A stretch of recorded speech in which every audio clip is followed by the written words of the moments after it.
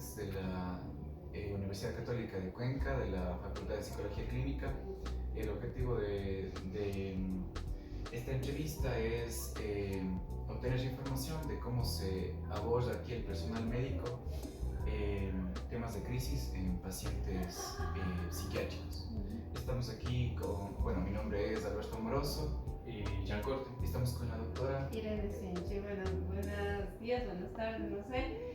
Mi nombre es Irene Sinchi, soy posgradista de psiquiatría de la Universidad de Cuenca. Estoy en el R2 y vamos a hablar sobre la intervención en crisis aquí en la sala de emergencia. Muchas gracias, doctora. Entonces procedo a hacer la primera pregunta. ¿Sí? La primera pregunta nos dice, ¿cuáles son las características de las crisis? Ya. Bueno, acá es un hospital psiquiátrico y la mayoría de crisis que vienen prácticamente ser atendidas en este lugar son crisis en el ámbito emocional. ¿Sí?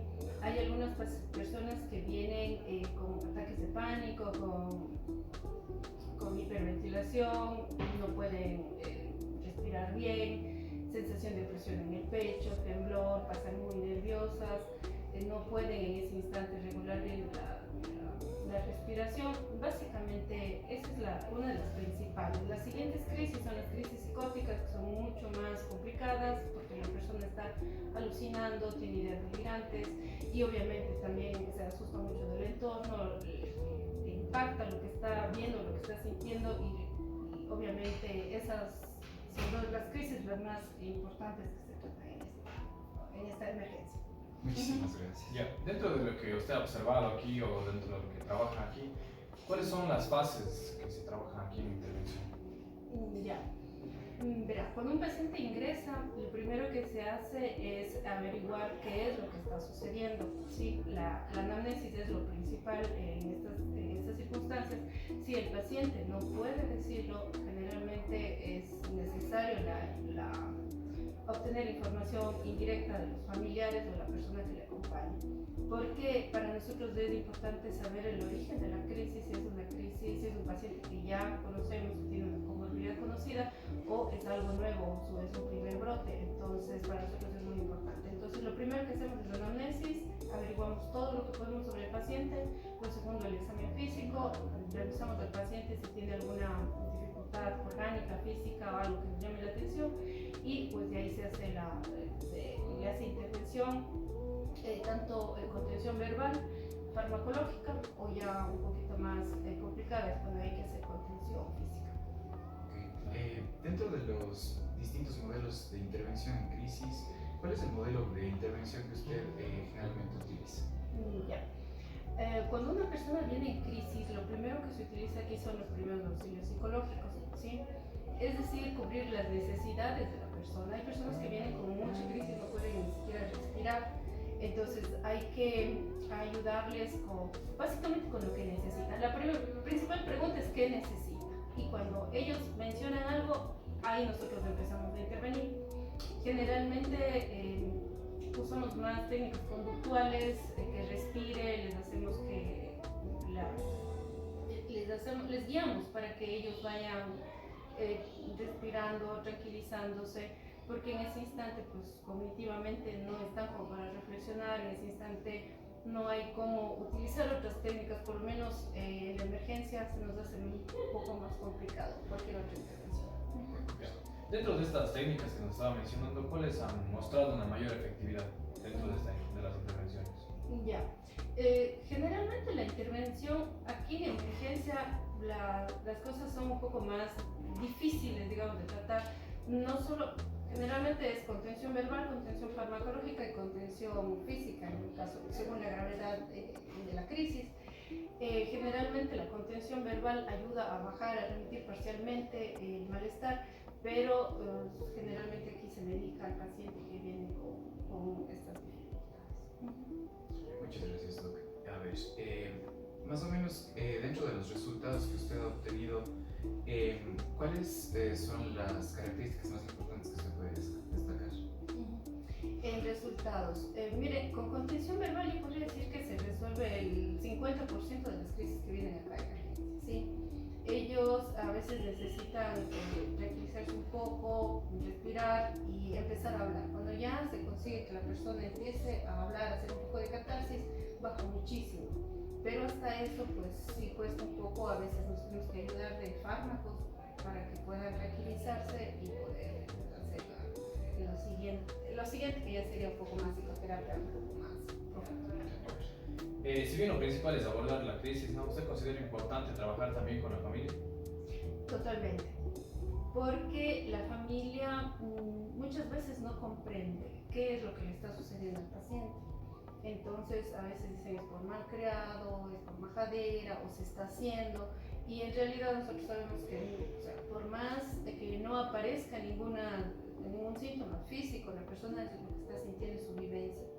Y la familia tiene que tener bastante psicoeducación al respecto, porque hay personas pues que de pronto por no tomar en cuenta eso pueden suceder incluso cosas más graves.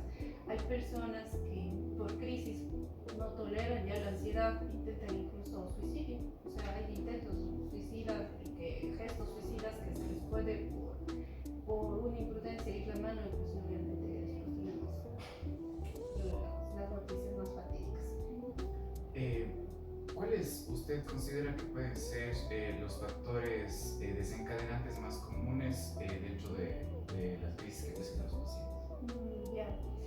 Bueno, generalmente los desencadenantes más comunes, a ver, déjenme pensar un poco, serían en las personas que ya tienen una comorbilidad, por ejemplo, un trastorno de ansiedad generalizado, un estrés postraumático, o ya tiene ataques de pánico, crisis paroxísticas. Generalmente lo que desencadena la crisis es el abandono del tratamiento, ¿sí? Esa es una de las cosas.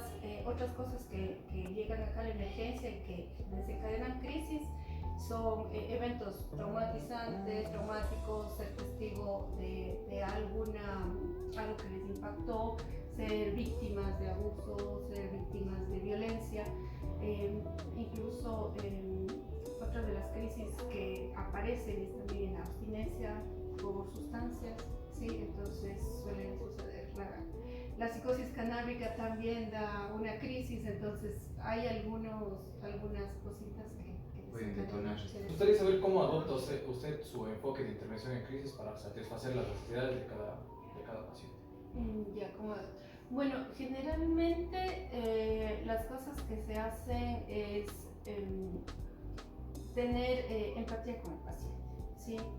Buscar que él se sienta comprendido, buscar satisfacer, como les dije hace un momento, las necesidades básicas que tiene para que la persona sienta que es un lugar de confianza en donde puede decir las cosas sin ser juzgado, sin ser criticado, y que pueda desahogar prácticamente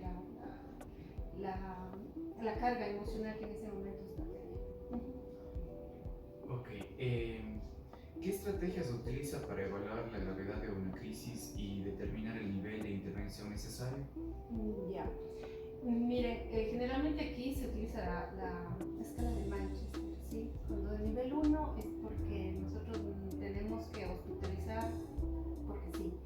¿En qué se basa? En que corra peligro la vida de la persona o de otras personas, ¿sí? Entonces, cuando la persona está muy agitada, esa es la escala que nosotros utilizamos.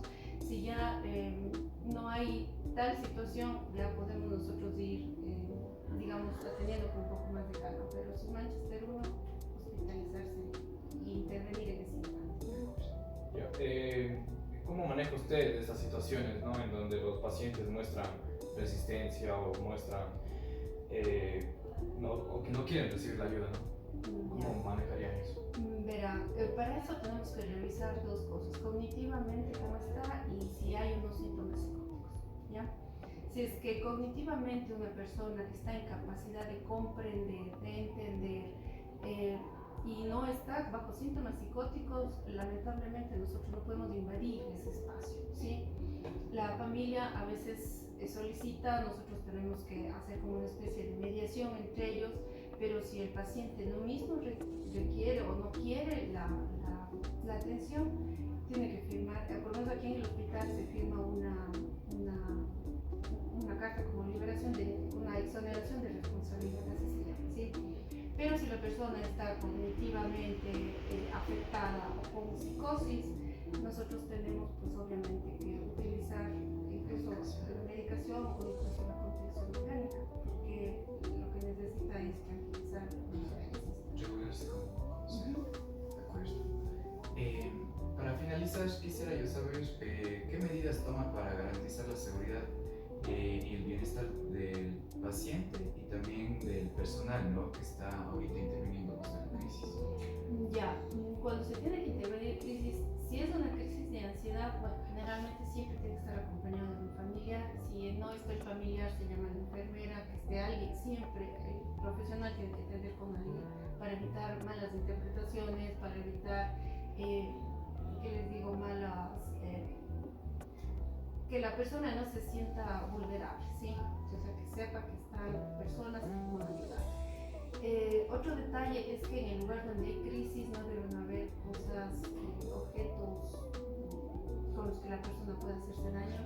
Nosotros aquí tenemos que revisarle al paciente, que por lo menos cuando va a entrar acá no tenga nada, que por seguridad se le cambia de ropa, se le pone una pijama distinta, porque todo lo que está puesto tiene que salir, tiene que estar en poder de la familia. La persona tiene que estar sin nada con lo que se pueda hacer daño o con lo que pueda hacer daño a alguien. Ajá. Tenemos que procurar que estar en un lugar tranquilo, o sea, que no haya mucho ruido, no haya exceso de estímulos que puedan exacerbar la crisis, y más bien buscar que la persona, como les dije hace un momento, se sienta acogida. De acuerdo. Eso sería todo, doctora. Le agradezco mucho por su tiempo y por su disposición, y eso sería todo. Le tengo un excelente día. Muchísimas gracias. Gracias a ustedes también. Ya. Muy bien.